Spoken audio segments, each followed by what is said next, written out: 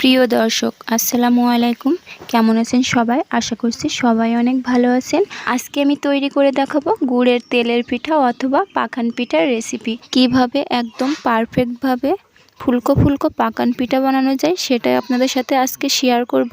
তো চলুন এবার রেসিপিটি দেখে নেওয়া যাক। প্রথমে আমি চুলাইতে একটা পরিষ্কার হাঁড়ি বসিয়ে দিয়েছি। এতে দিয়ে দিব 1 কাপ পরিমাণ খেজুরের গুড়।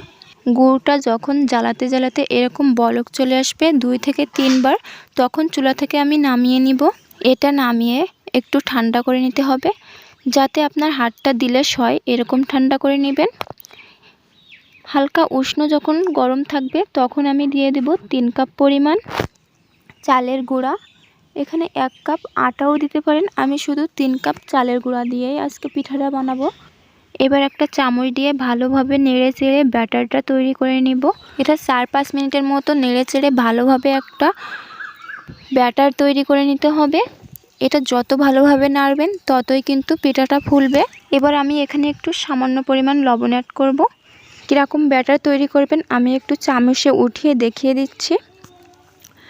এটা যখন নিচের দিকে ঢালবেন দেখবেন একটানাভাবে পড়বে, তখন মনে করবেন আপনার পারফেক্টভাবে একটা ব্যাটার তৈরি হয়ে গেছে পিঠাটা বানানোর জন্য।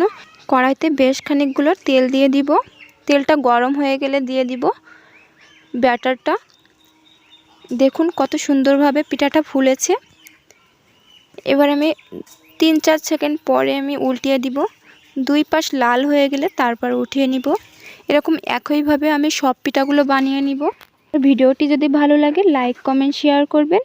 আর আমার এই ছোট্ট চ্যানেলটি এখনও যারা সাবস্ক্রাইব করেননি প্লিজ সাবস্ক্রাইব করে দেওয়ার অনুরোধ রইল। আর নতুন নতুন ভিডিও পাওয়ার জন্য পাশে থাকা বেল আইকনটি প্রেস করে দেবেন। এতে করে আমি যখনই কোনো নতুন ভিডিও আপলোড করব সঙ্গে সঙ্গে আপনাদের কাছে নোটিফিকেশন চলে যাবে। দেখুন আমার সব পিঠাগুলো বানানো হয়ে গেছে। ভেতরটা একটু ভেঙে দেখাচ্ছি, কত সুন্দর হয়েছে। ভেতরে কিন্তু একটু আঠা নেই। এটা খেতে কিন্তু খুবই সুস্বাদু। এটা ফ্রিজে রেখে 10 থেকে 15 দিন অনায়াসে খেতে পারবেন। আর যদি বাইরে রাখেন 2 থেকে 3 দিনের মতো খেতে পারবেন।